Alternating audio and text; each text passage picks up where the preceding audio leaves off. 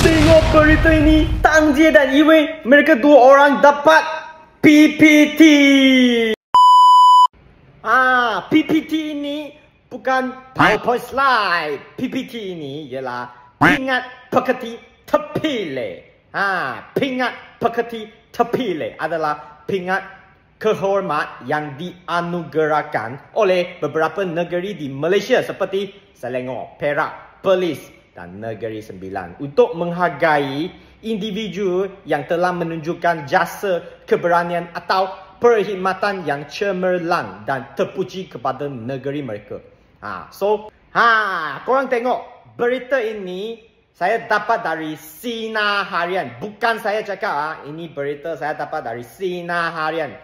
So, korang boleh tengok KSN ketuai senarai penerima darjah kebesaran Perak.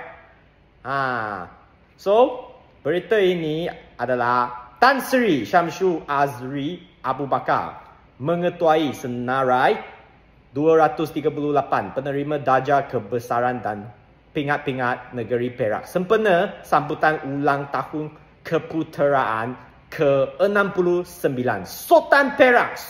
Okay, so dia ada banyak orang pun dapat juga. Dia ada 238 penerima.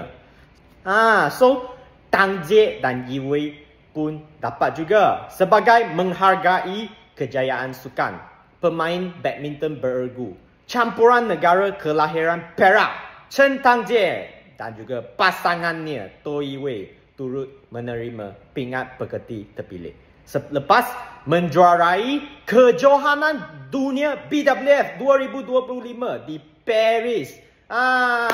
Tepuk tangan untuk Tang Jie dan Yi Wei. Nice lah.